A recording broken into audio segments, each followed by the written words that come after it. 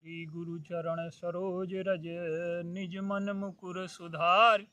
वरणहु रघुबर विमल जस जो दायक फल चार। बोलिए सियावर रामचंद्र की जय। सिय राम मैं सब जग जानी, करऊं प्रणाम जोर जुग पानी। आइए, हमारे पुराणों में एक कथा है रक्त बीज की। पुराणों में जो कथाएं हैं बड़ी तात्विक हैं, बड़ी मनोवैज्ञानिक हैं।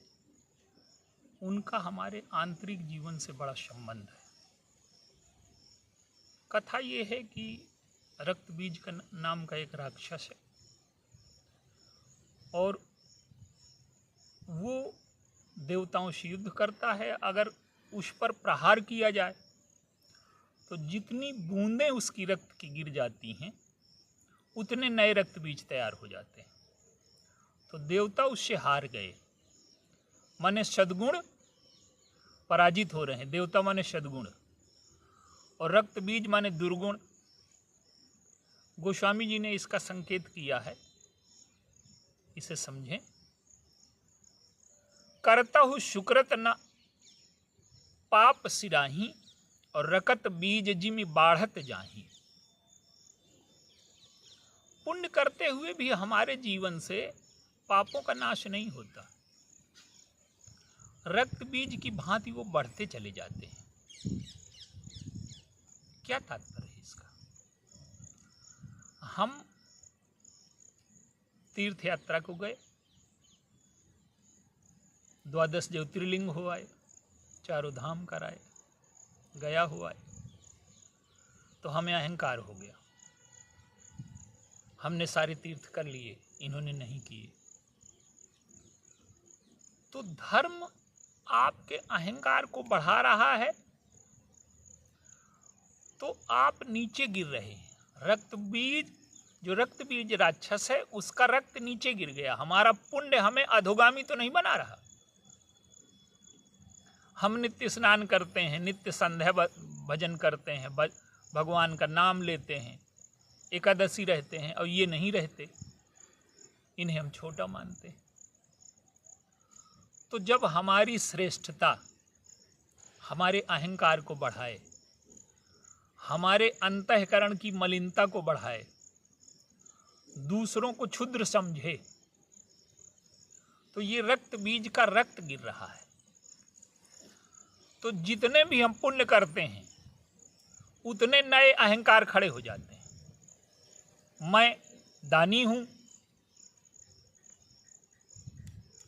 मैं भजन करने वाला हूं, मैं उपासक हूं, मैं ज्ञानी हूं, मैं भक्त हूं। जितनी विशेषताएं हैं उतने ही रक्त बीज हमारे जीवन में हो जाते हैं। तो जो धर्म है, जो पुण्य है, वो हमारे जीवन को ऊपर उठाए कि नीचे गिराए? एक दृष्टांत है, बहुत छोटा सा लेते हैं। बलि ने विश्व जीत यज्ञ किया, सारे संसार को जीत लिया। वो कहता है कि मैं याचक जो मांगेगा दे दूंगा। भगवान वामन पहुंचे,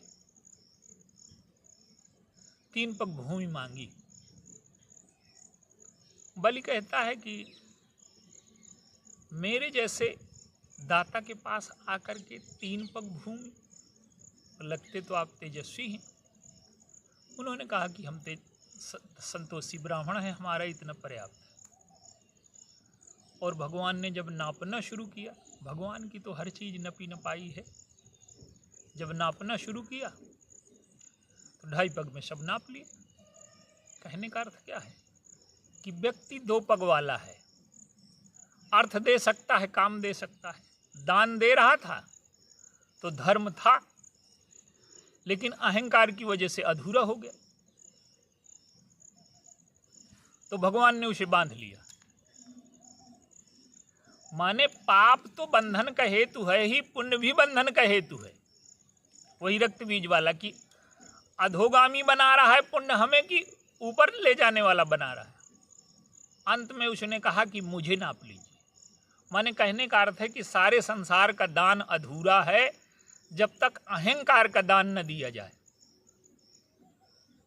तो कथा आती है कि रक्त बीज को मारने के लिए देवी ने 3 रूप बनाए।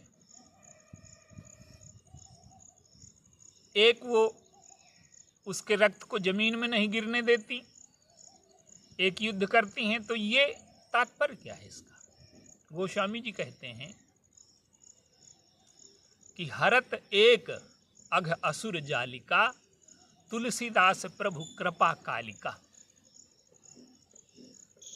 हमारे जीवन में जो भी श्रेष्ठ अभिव्यक्ति हो रही है, जो भी हमसे पुण्य हो रहा है, ये रक्त बीज कब न बनेगा? जब कृपा की कालिका आ जाएगी। भगवान राम की जब कृपा की कालिका आ जाएगी, कहने का अर्थ क्या है कि हमसे कोई श्रेष्ठ कार्य हो गया तो हम प्रभु से कहें कि प्रभु आपने कृपा करके हमें इस कार्य के योग्य बनाया, आपने निमित्त बना लिया, मुझ में कहाँ सामर्थ्य थी।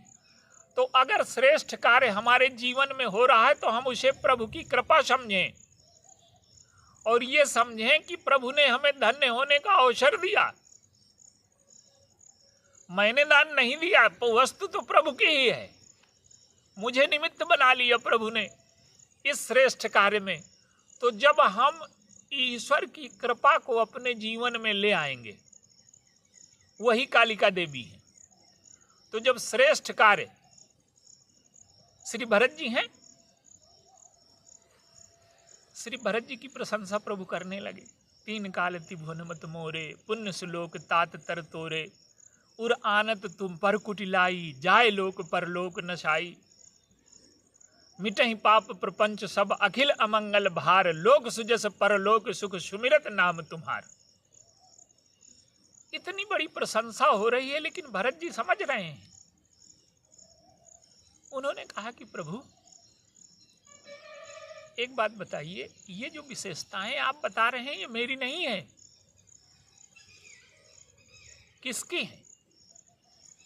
तो वो कहते हैं कि तोता अगर अच्छा पढ़ने लगे या बंदर अच्छा नाचने लगे तो तोते को पढ़ाने वाले की विशेषता है, बंदर को नचाने वाले की विशेषता है, कि तोता और बंदर की विशेषता है? यही भरत जी ने कहा। पशु नाचत सुख पाठ प्रवीणा, अगुण गति नट पाठक आधीना।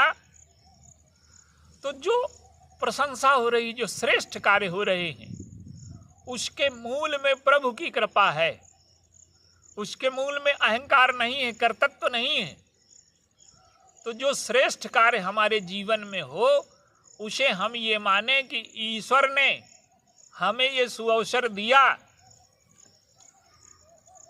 ईश्वर की कृपा की वजह से ये श्रेष्ठ कार्य संपन्न हुआ। हमारी सामर्थ्य में नहीं था, ये हमारे पास में नहीं था, लेकिन प्रभु ने कृपा करके मुझ जैसे अयोग्य व्यक्ति को इस श्रेष्ठ कार्य के लिए चुना। तो ये प्रभु की कृपा है। तो हमारे जीवन में पुण्य अधोगति की ओर हमको न ले जाए। अधिकांश लोगों में पुण्य होता तो है, लेकिन पुण्य का परिणाम नहीं मिलता। तो पुण्य का परिणाम तभी मिलेगा जब हम उसको अपने अहंकार के स्थान पर, अपनी विशेषता के स्थान पर, अपनी श्रेष्ठता के स्थान पर, अपनी योग्यता के स्थान पर प्रभु की कृपा माने उसमें।